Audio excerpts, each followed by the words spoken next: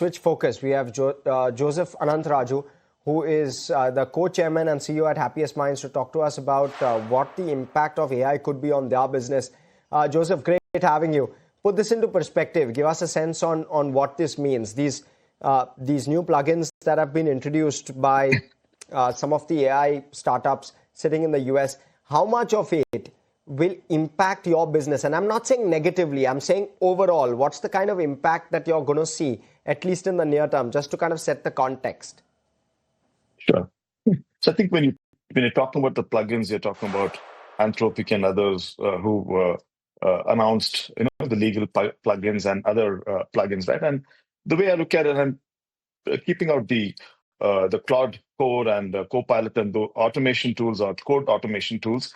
But these plugins, I believe, will be a positive for the Indian IT services industry because some of the customers would want to build their processes leveraging these plugins will need somebody to capture the requirements and then convert them into software leveraging these plugins. So our view is that these plugins would actually give the Indian IT industry and companies like Happiest Minds, which have a focus on AI and Gen AI, another stream of opportunities from which we can get business.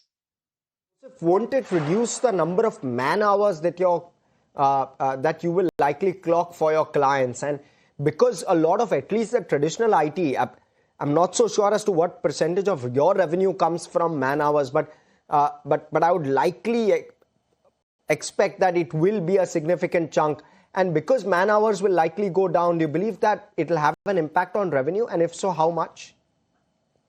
So, I have a contrary view, actually, because I believe that, if you take just talk about the plugins, and I'll come to a couple of other areas in a minute. But if we just look at the plugins, and if customers are making the decision to leverage these plugins and have a customized software solution, these are all opportunities that we wouldn't have got. It would have been captured by, one of the software product or SaaS companies.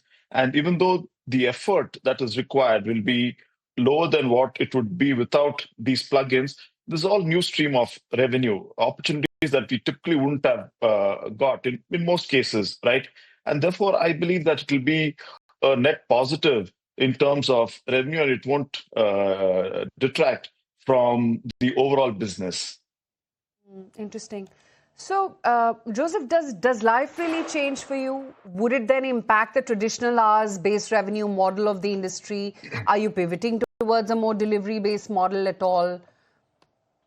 So, a couple of things. If you look at it, and now you're looking at, I assume, more from a Copilot productivity tools, like Claude Code and other things. There are two parts to it, right? One is obviously it will reduce the amount of effort required because it's a fair bit of automation, code automation, or the engineering lifecycle automation that would come in, and we will need less effort to deliver the same, functionality and code. But what it will also allow us to do is to tap into some of the problems that have existed that customers have not dealt with because of either the perception of risk or the cost. Like if you take tech debt or legacy systems, if you look at systems that have been built a long time back, have a lot of business logic embedded in them that are critical to the functioning of an enterprise, and which they would look at as a risk if they had to bring it on to newer architectures or to newer technologies. And since they wouldn't have done it because of these risks or because of the cost, right? Those things become open now.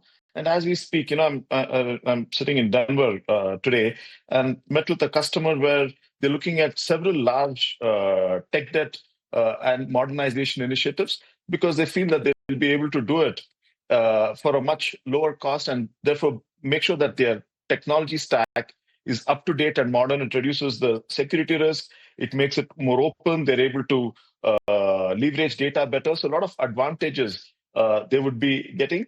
I think it's all about how we identify these opportunities, what segments of the enterprise, and pursue them. And Joseph, give us a perspective because I'm trying to get a sense on the near-term impact. Excuse me. What percentage of your top line is man-hour driven? That's the first part. The second piece is what's your average contract duration broadly? Because you likely have contracts which are locked in. So I'm trying to understand from your business perspective what the impact could well be. So, around 70 to 75% of our business comes in the form of either a T&M or an external engineering model. See, with many of our customers, and I've explained this in the past as well, since we work with customers on their platform, and in many cases, we've helped them build their platform grounds up. And on an ongoing basis, they keep adding features and functionalities, whether it's customer driven or addressing competition, or just because technology is evolving for multiple reasons, they keep adding features and functionalities. And in the 70% that I talked about, most of it is as an external engineering partner. And so it continues. So the concept of a contract duration really doesn't have as much of relevance out here. Like if you take in our top 10 customers, I think all of them, barring maybe one, has been a customer of ours for more than 6 years, right? And if you take the top 3 customers, they've been with us for 9 to 10 years, right? And we've been working with them as an external engineering team. So therefore, the concept of contract, there are some fixed price projects that we have. When they get over, you look at either support or you look at the next version of that platform. But the T&M kind of a relationship is mostly an external engineering team, and so we continue just working with them as long as they have enough requirements and work that they've identified. Okay. And how should give us a perspective on how should one therefore look at what happens to your workforce as a whole? Does it shrink slowly, gradually? Give us a sense of how that plays out, because obviously the efficiencies of AI will likely start getting built over a period of time. And I know that pretty much everyone we've been speaking with comes back and says that the workforce won't shrink, but it's not making sense. So give us a perspective of that. So, at least I can talk about last year and this year, because if you look at our quarterly results, every quarter we've shown a net increase in headcount. So we've been adding net headcount, and as we are drawing up the plan for next year, that is what we are also planning for next year. Incidentally, we're targeting for double-digit growth for next year from a revenue standpoint. You had asked a question earlier, what kind of impact we see from all of this tools that are plugins that are being made available. So we've done a account-wise mapping, and we're quite confident that we will be able to, especially given the AI first strategy that we've adopted, we'd be able to deliver more than 10% growth.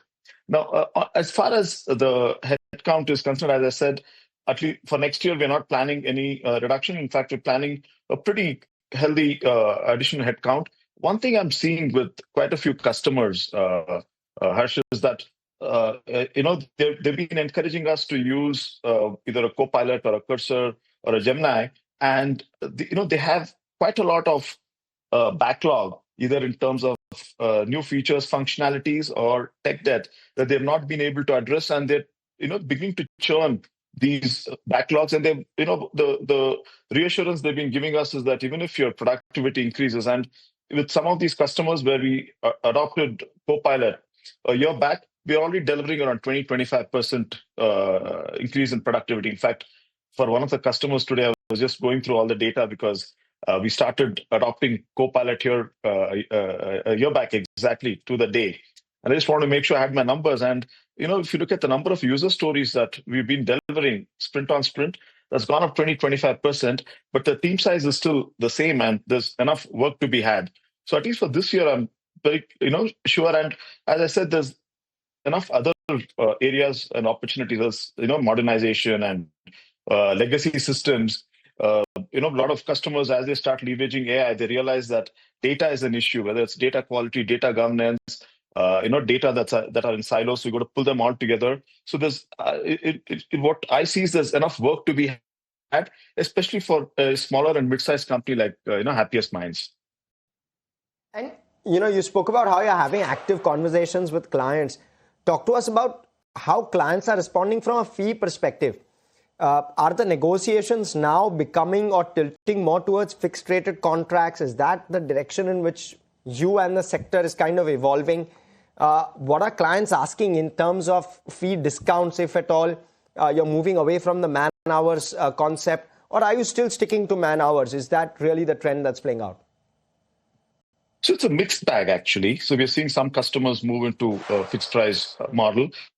And that's something that even we would want to do, especially where there's clarity in terms of requirements. Because if it's greenfield development and the customer wants to take an MVP kind of an approach where you build something, take it to market, get feedback, or sometimes even during in the middle of a product release, they would like to showcase it and make adjustments. So it becomes a little difficult there. But if you look at some of the areas like testing, or if you want to automate the whole test process, or you want to do anything on migration from one version to another, or you want to move architecture to microservices-based architecture, tech debt, there you can definitely take a fixed price approach. And I think it's a good model for both customers and for IT services companies, because we can leverage some of the AI automation tools, productivity tools, and the resulting productivity enhancement that we get, and therefore the cost saving.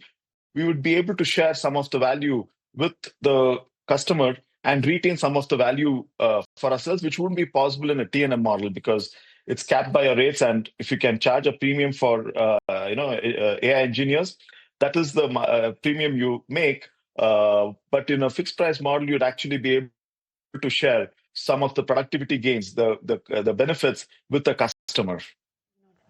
Right, interesting.